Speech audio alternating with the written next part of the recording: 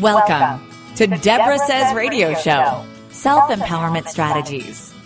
Debra K. Adams, M.A., is an international #1 best-selling book author, expert on education and prevention of domestic violence and all forms of violence. Debra says, I have lived it, I have studied it, and I have worked it. Debra's consulting business, Self-Empowerment Strategies, SES, evolved out of working with thousands of survivors of domestic violence and other forms of violence over the past 2 decades. Experience, study and research, and practical application led to the development of the SES priorities and the 5 A's to authenticity. Experiencing violence is traumatic, and it reduces your innate ability to function at your highest level. Debra and her guests will share their knowledge, skills, and strategies. Join them in living free of violence with joy and out loud. Here she is, Debra K. Adams.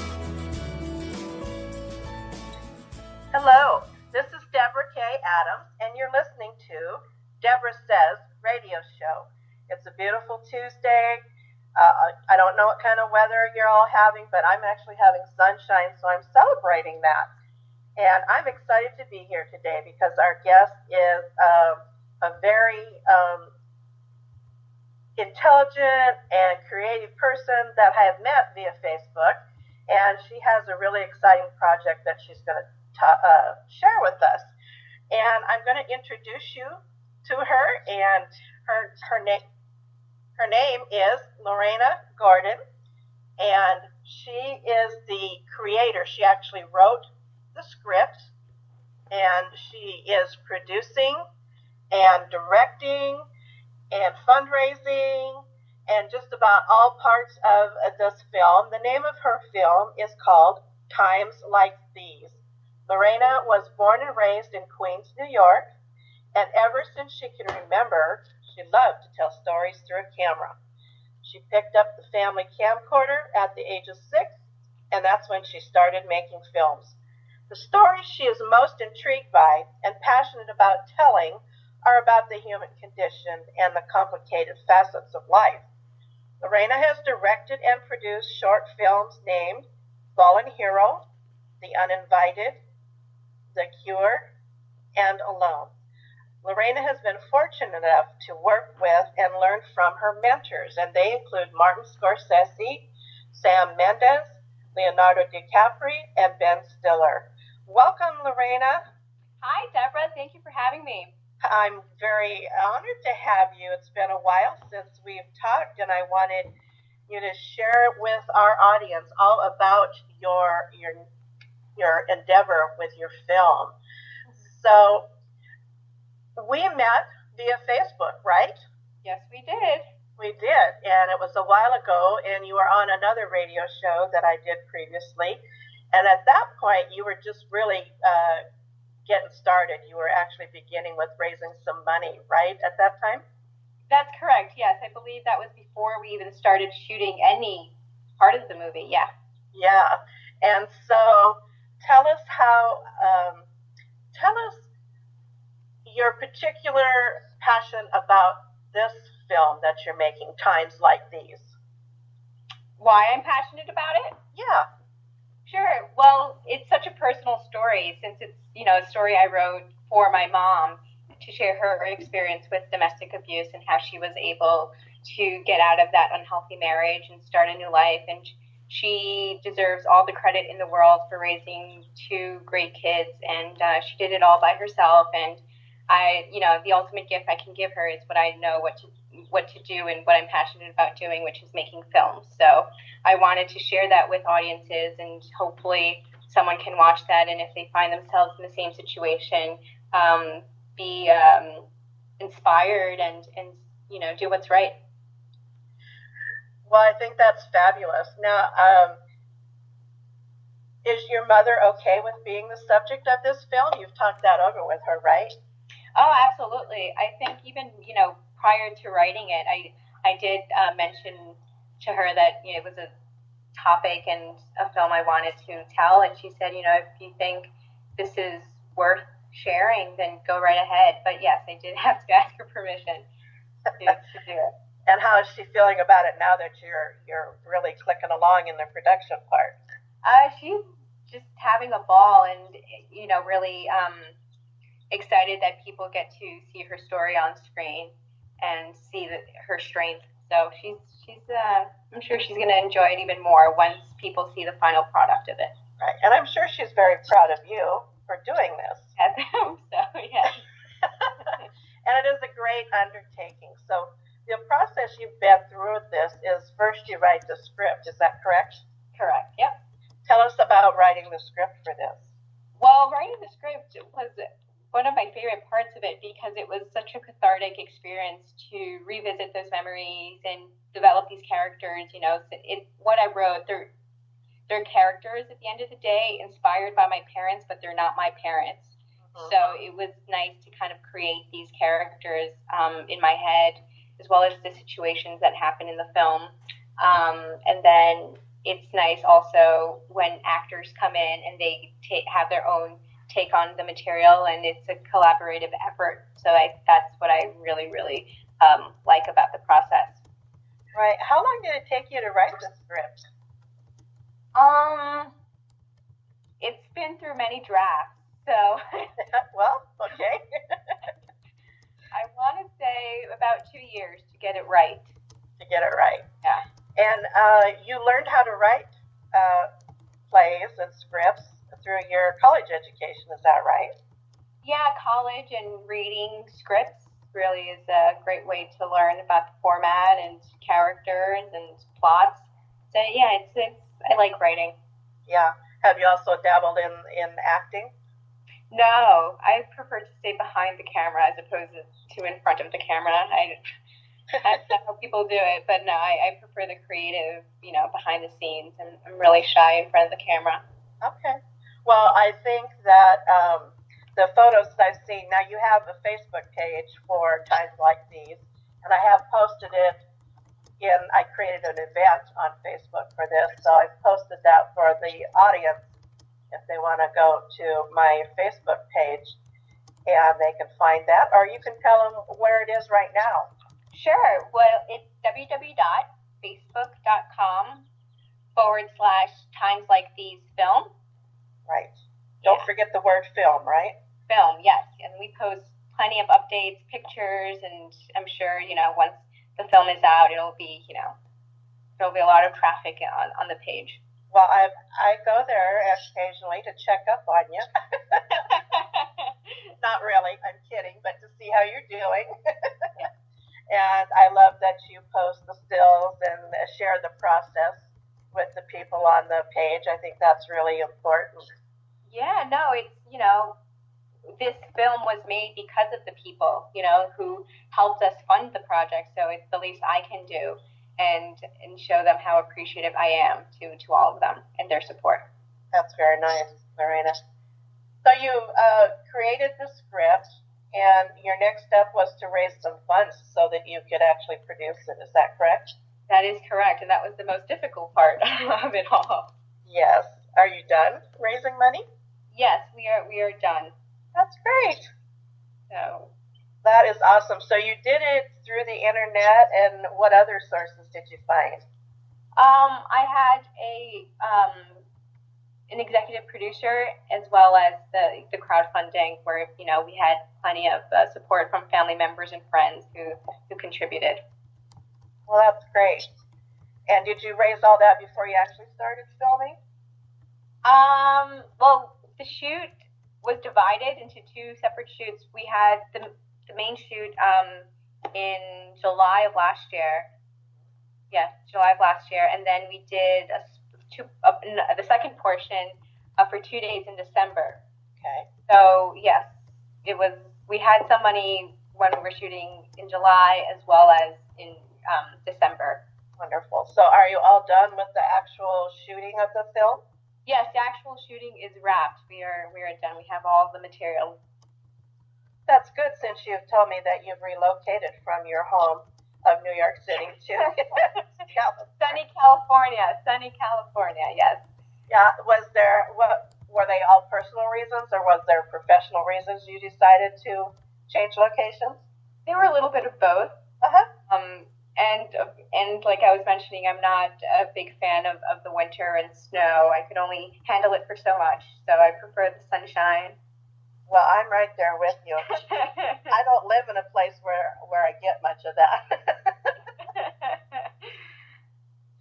So I kept thinking I would move to sunnier locations, and then my kids grew up and started having the grandbabies, so that really grounded me. I'm sorry, yeah, now it's tough, huh? That's really tough. Well, I think, tell us a little bit, your mom's experience was about the domestic violence between your parents. And we've talked before, and something that was really important to you was to share the story to hopefully motivate and inspire others. But I think you mentioned also there was an impact on you and your older brother. Is that correct? Yeah. Do you want me to talk about it? Share what you would like to about that. Sure. Well, my brother was 10 at the time, and I was 4. So he, endured most of it, and I'm sure has, vivid memories more vivid memories than I do. But we saw what was going on, and we knew that it wasn't right, and it broke our hearts every time we would see our mom cry or beaten by our father. And I think it made us mature, and he ended up he's kind of like my father, because I call him Daddy, because he took the role of a father at such a young age, and I was only 4, so I never felt like I needed, or I felt like the absence present of a father. Nice. But yeah, well, I think that's pretty big. I'm sorry. That's pretty big impacts, right? A 10-year-old taking on the role of the man of the family, being a father for a 4-year-old. That's and so you mentioned kind of the loss of some of your childhood because you felt like it made you mature faster. Of course, yes. Yeah, those are pretty big impacts.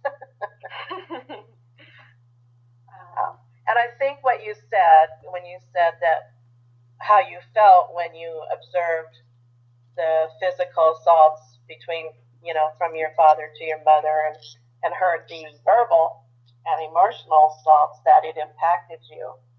And I too am a survivor, and I know that from my personal experience, I didn't get that very early. I stayed in that bad marriage for 17 years because I didn't realize the huge impact it was having on my children. That by hearing and observing that. And so what you just said, I think, is really key for us to share with any listeners if they know people who might be in a violent relationship, or if that's their experience and they have children, that the kids do see and hear. Yeah. And are impacted by it. Yep. No, I totally agree. And that was, my mom, it took her time. It wasn't something that, she was able to muster up the courage overnight. But, that's one of the things, I guess she didn't realize the effect it was having on us. And in addition to that, she also didn't want to, leave and have, my father kind of brainwash us saying, that, we got divorced or she left me because of some, Right. I mean, culturally for a lot of us, it's difficult to break up a marriage. It's not easy to leave a marriage. And I think society is a little bit naive about that, the answer to that is just to separate, especially when you have children together, because did you have a visitation from your father after that separation? Well, yeah, he there was, there wasn't lost communication after that, so I think it was fine. Yeah, good. But it's hard because when you marry someone, you think, I'm going to be with them for the rest of my life. And that's what you see around you. So, and then you think, I do actually care for this person. And, you hope that there will be that change, but very often that doesn't happen. So making that decision to separate or break from marriage is really hard, really difficult. And you're right, it does take time. And I'm really, I haven't met your mother, but I'm very proud of her for taking the steps she needed to create that safety and home for you and your brother and herself. Yeah. Yeah. There was some other particulars about your situation, your family life, right? Your mom and dad were both immigrants? Or your mom? Well, that's kind of fictionalized in the. Is it? Okay. Yeah. Okay. But the thing was, like, I think I had mentioned it last time. Obviously, when you're new to a country that you're not too familiar with, there's a lot that goes on, whether or not you can do this on your own in an unknown place. So I think that was more of what made her struggle unique. Yes. Mhm. Yeah, and I think that's there again. It's never as simple as saying the words, "Why don't you just leave?" or "Why don't you leave?" It's way more complex than that. And I think the great thing, the benefit of your film will be to illustrate that to people about how it kind of builds up and escalates and how someone may feel as they're going through that. Oh, definitely. Definitely. And what is your main goal, Lorena, for when you're done with all the production pieces? What is your plan to distribute and use your film? Our main focus will be film festivals, as well as teaming up with organizations that emphasize on domestic abuse, and hopefully get small screenings here and there across the country, and just share it with people, and get as much exposure as possible. And that's my ultimate dream, just have people watch the film, that we made with so much heart. That's great. So how much more do you have to do to finalize your film project?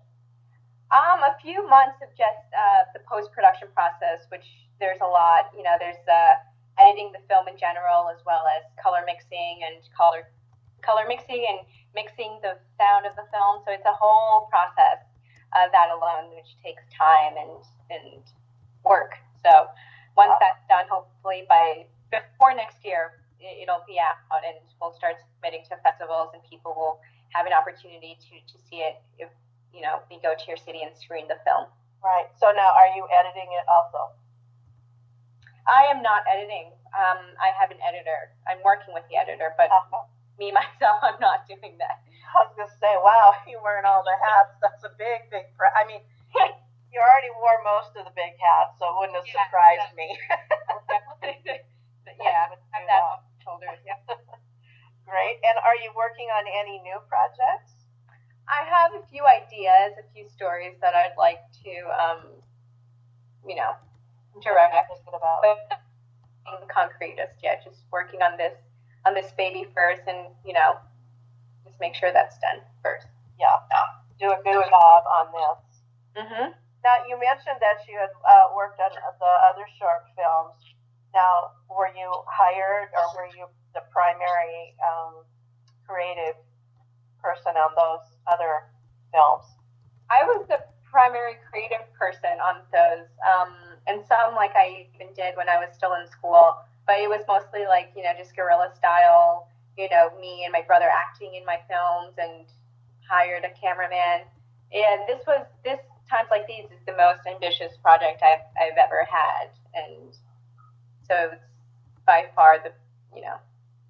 When you thought of when you conceived the idea and the outcome, did you have things come up that you were planning on happening? That I wasn't planning on happening? Yeah. Surprise. Oh, absolutely. That is filmmaking. For anyone that doesn't know, that is filmmaking.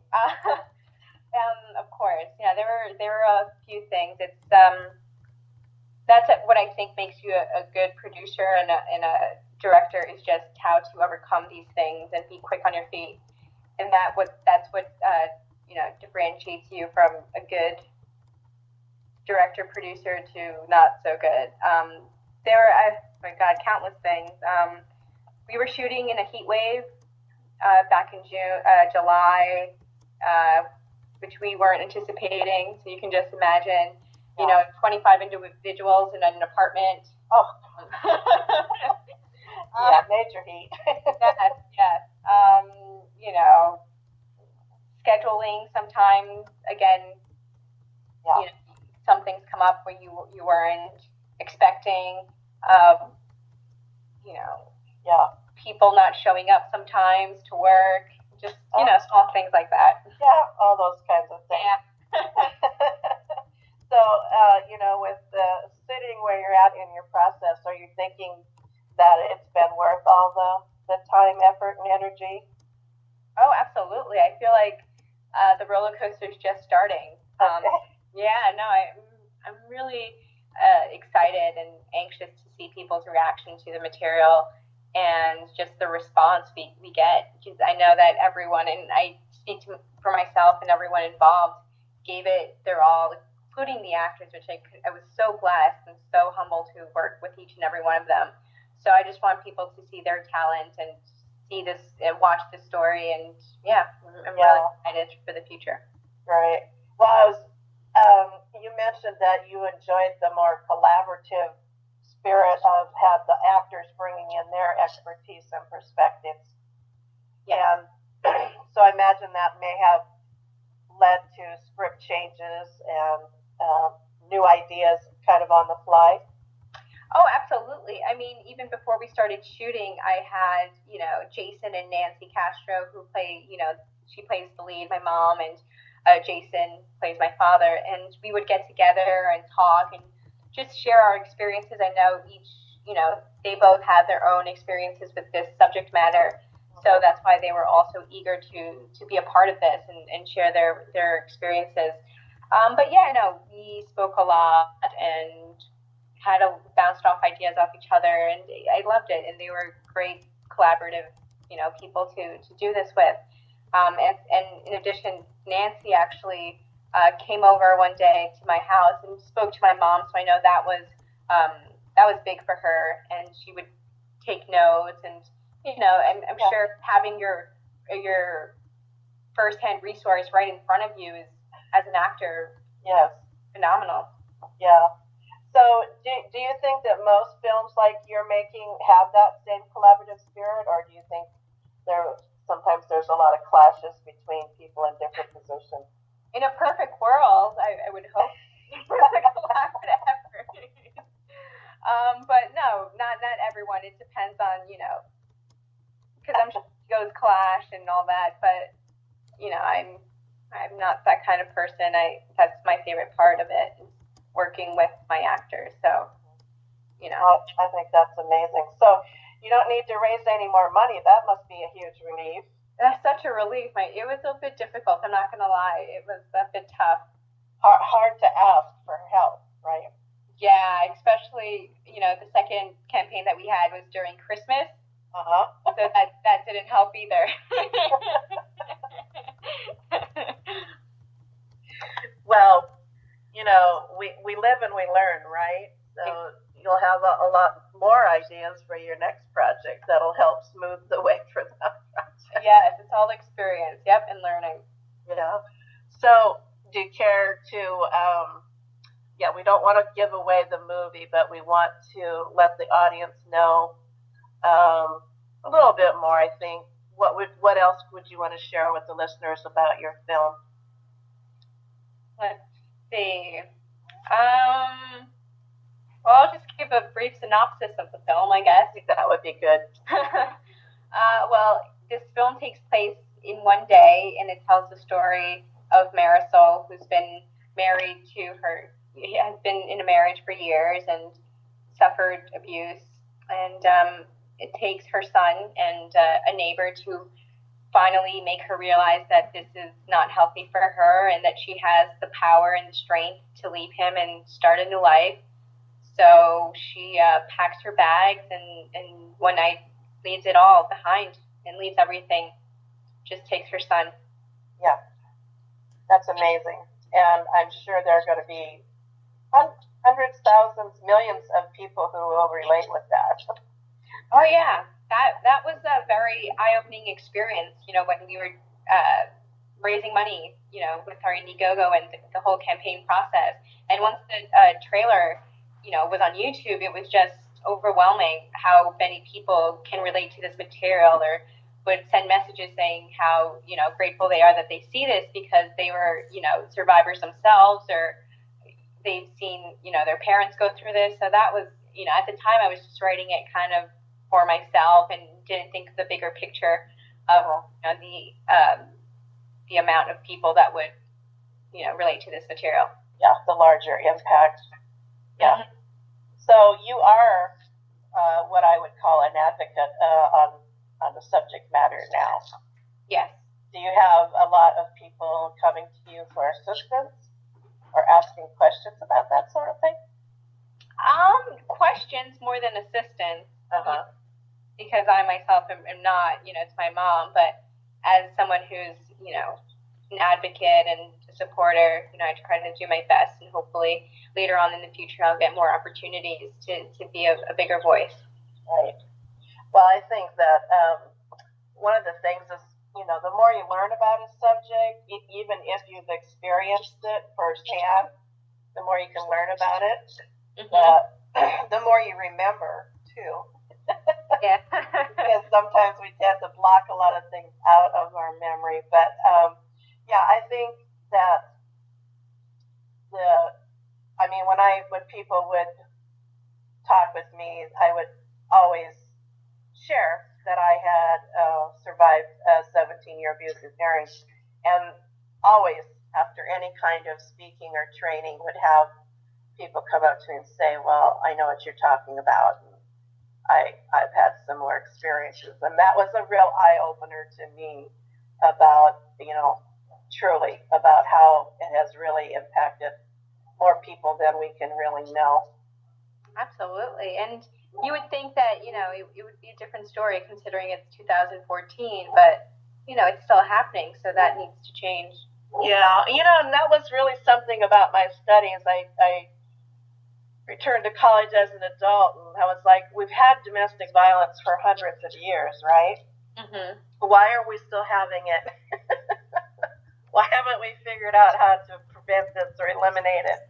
So that was a lot of my studies, was looking at the history of it and the supporting social structures and all those things that do, focus on the wrong issues, I believe. Like, why doesn't someone just leave? Which is really the wrong issue. Mm-hmm. Really the wrong question. That is the number one question. Why don't you leave? Yep. Yeah. Why don't you leave? Why don't you leave? You can leave. It's easy. Just leave. And so I'm really pleased to know you, and can't wait to see your film, not your video, your film. Yeah. And we'll have to see if there's some ways we can partner with that in the future. Oh, that would be great. I would love that. Yeah. And so are you making connections in your new area? You said you moved to California, so are you making connections with agencies and programs? No, not yet, but I will. That's on my list of things to do. But California is massive, so when I was in New York, I did some research, so I know they're great, institutions and organizations out here. Yeah. Mm-hmm.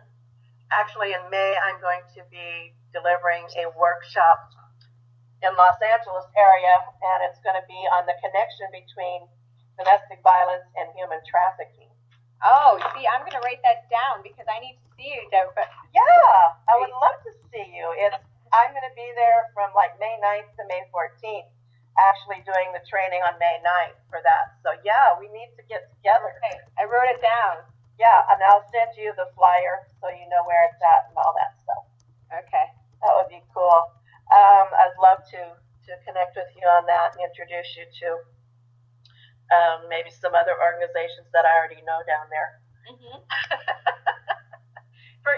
For me, it's all about connections. It's not so much what you know, but who you know, right? Oh, always. That's always. So what you know is important. I'm not trying to minimize that, but But if you don't have someone to share it with, Exactly. not quite as much fun. So, how did your mama feel when you left New York? Is she still in New York? No, she actually moved to California before I did. What? Yeah. That's awesome. Yeah, so she's Really out awesome. in California. And so, what about your brother? He's still in New York. Okay. He'll come soon. They'll have a reason to go back and visit. Yes. And, part of the post is being done in New York for the film, so I'll be traveling back and forth very, very often. Yeah. Well, there's a lot of organizations across the states that would probably love to work with you and arrange a screening, and I think that's just something we need to figure out how to do. Oh, yeah. Yep, absolutely. Definitely do that. Well, so you think you're going to be done by the end of 2014, is that right? Absolutely, most definite. That's your plan. Mm-hmm. Okay. And so it's taken you about 1.5 or 2 years from the fundraising part of the process to the end? Yeah, 1 year. Yeah. That's pretty fast, isn't it? Yeah, for a short film, that's not bad. Especially when you didn't have funding in place. So I'm actually really proud. Like when I, sit back and look at everything that's been going on, within a year, I feel very grateful. So I'm really happy. Well, I think that's a testament to your writing skills and your creative skills, and then also your business skills, that you were able to make that connection for people to get the funding through crowdfunding, because I don't know that that's the easiest way to go, but we were the little film that could, we had, crew members that, were really just in it for the story and to work on this material, just because they felt something special. Same thing with the actors. I had, one of the, you've seen the trailer, right, Debra? Yes. Oh, Marlene Forte, the neighbor who has the curlers. Yes. She's, an established Hollywood actress who flew in from Los Angeles to be a part of this because she loved the script and wanted to show her support and support a woman filmmaker. So that's great. Shows, yeah. So if someone out in our listening audience was thinking about doing something similar to what you're hoping to accomplish, what advice would you give them? Make sure, if you want to make a film. Yeah, if someone out there wants to make a film like yours or similar.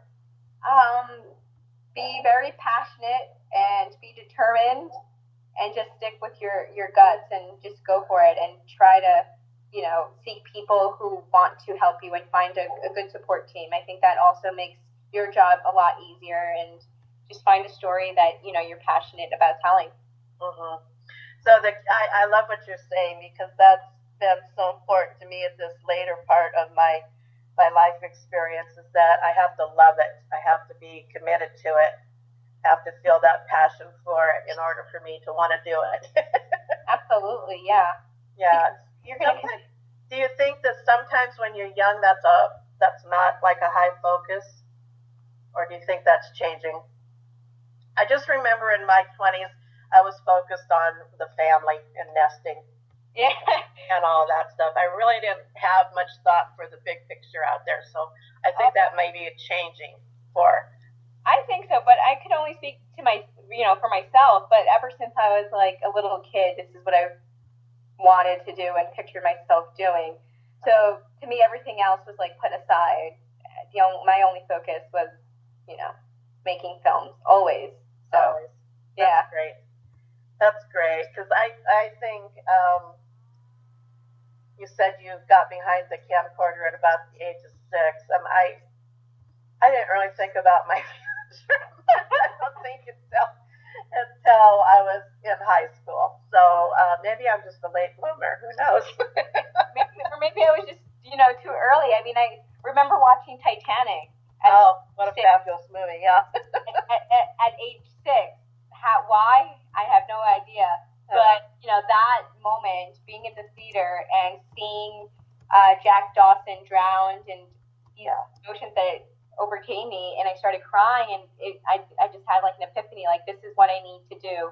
I need to tell stories through film. So that's why working on, The Wolf of Wall Street and getting to meet Leonardo DiCaprio, it was just mind-boggling and such a dream come true because, he is one of the reasons that made me want to become a filmmaker was watching that movie. Right. Well, that's a pretty monumental movie. Great to not only actors but sound and scripts and and story. It's just story, very moving story. I like to go to movies that make me cry a little bit.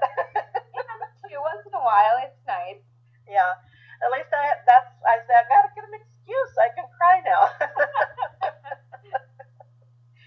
But also learning to keep it light at the same time. It's kind of hard to talk about some of these tough subjects and still have a sense of humor about it. And how important is having a sense of humor when you embark on a project like yours? I think that's very important, especially once you start shooting and you're on set. You like to keep the atmosphere very light, and that's why, like, I'm a very outgoing person, and I'll joke around here and there, but at the end of the day, we are there to do a job. So you have to kind of have, Yeah.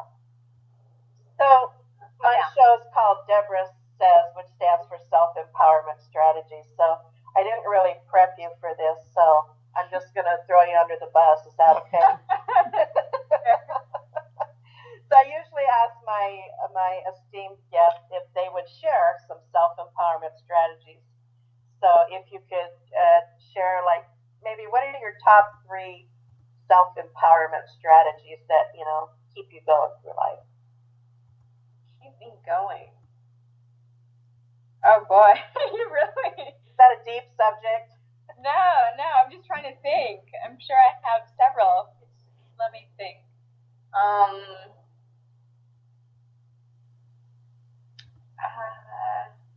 So what were some things that you did to keep you going that kept you motivated and in a good place to finish your project?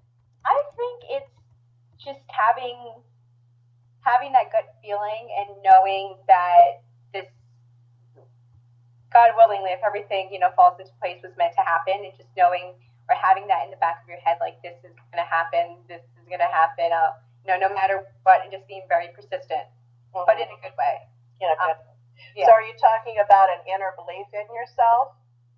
Oh, absolutely. I think that's major, and that's what's helped me be where I am now, is just believing in myself, even like when people don't, just knowing if you yourself know, then that's the only thing that really matters, But yeah, that's what got me to this point and got me opportunities when I was back in New York, and everything I've done, to this day has been because of that mentality and just believing in myself and knowing that there's something greater out there. Yeah. Well, and I think, are you saying that you ran into people who didn't support you 100%? Oh, absolutely. I think you always run into those people. Yes. Oh, yeah.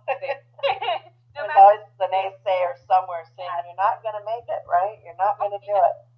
Yeah. Okay. Well, you did also mention earlier to have the passion for the work you're doing. I think that's a very strong and empowering strategy to have going for you, especially when you have a vision such as you have had for making of your film. Yeah, I think the passion to do it and the belief in yourself, those are some pretty good self-empowerment strategies, because I think there's a lot of ways that maybe our listeners might be thinking that when they had this dream and they presented it to somebody surely put the lid on it and said no and don't, and you won't make it. And just to, how do you figure out ways around that? How do you work around that and keep focused on your dream and your vision and your goals? It's really easy to get sidetracked by those people that aren't supportive. Yeah, but if you really, really want it, you'll always find a way, and that's something that I've learned, you know. So it's just going after it and just keeping positive too also helps. Positive mindset. Staying positive is great. So do you think that maybe there's something to do with the timing as well? You kind of maybe had a dream when you were 6. Oh yeah. I wrote this when I first wrote the script. I wrote it when I was in film school. Mm-hmm. So this was just going to be a small school project. Right. That was 3 years ago. 3 years ago. And I wanted to make it, and again, being very persistent. But when it's not time, it is not time, and the powers above will show that to you and show you it is not time, because nothing came out. Like everything was just, nothing fell into place. Let me just put it that way. So that was my cue to stop and put that down, and don't force something. Maybe reevaluate. Yeah. And I'm glad for that, because I grew as an individual, and I, experienced, more and learned more as a filmmaker. So I'm glad it didn't work out 3 years ago, because I would have never had the cast and crew that I had and the support from the people that I have now. So that's a very good point. So yeah, that belief in yourself, having the passion, and being patient with yourself to work with it till it happens, not giving up before it's done, would be a really important self-empowerment strategy too, that I hope the listeners are hearing from you, because I think you're definitely illustrating that, Lorena. I'm glad. Yeah, you're a great role model for all of us, not just people your own age, but for all of us. Thank you, Debra. That means a lot. Well, you're welcome, and I mean that sincerely. I just think it's great, and that's what I wish for my kids and my grandkids, right, is that they find something that they're passionate about, and the belief in themselves. So, and it's never too late in life to learn that. So whether you're 20 or 30 or 40 or 50, or this year I actually turned 60, it's just never too late. You look very good. Let me tell you, Debra. Well, thank you.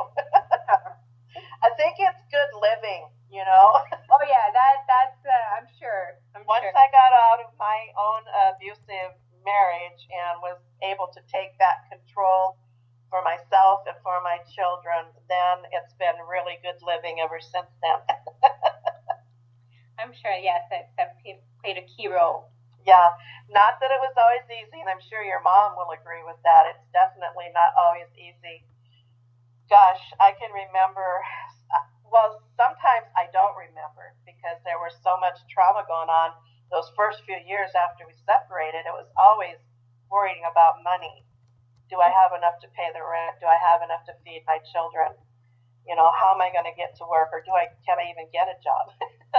I mean, those are a lot of things that will,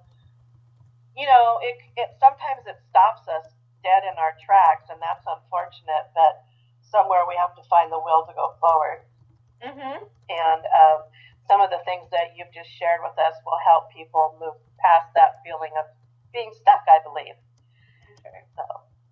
So do you have any last words for the listeners that you'd like to share, or what are your last thoughts? My last words. Well, last words for tonight, not just I hope that we have their support once the film comes out, and they can even support us now by seeing the trailer and giving us, their thoughts and liking our Facebook. But ultimately, believe in yourself, and just know that you have the power to change anything in your life that you want to change. Wow, that's very profound. Very profound. Thank you for saying that, Lorena. And if you'll just wait for a moment in the green room, I'll wrap up the show and we'll get back to you. All right, Debra. Okay, so listeners, thank you so much for tuning in tonight. And I'm sure, like myself, you appreciate Lorena's wisdom and her enthusiasm for her film. It's called A Time Like These. and it's going to be available for viewing by the end of this year, 2014, we hope. And we definitely want to support her and her whole team in this endeavor. What's coming up next for me? Well, next Monday on March 17th, I have a new book that's being launched. I am one of 26 co-authors, and the name of the book is called The Missing Piece in Business. And I've written a chapter in that, and we are hoping it will reach #1 bestseller, just like my first Missing Piece project, which launched in December. I wrote a chapter in an anthology called The Missing Piece, A Transformational Journey. That launched in December and hit #1 international best-selling status. So, you know, if you follow me on social media, I'm going to be asking you to buy that book come Monday, March 17th. Look for it. It will be available on Amazon.com. And the name of it, again, is The Missing Piece in Business.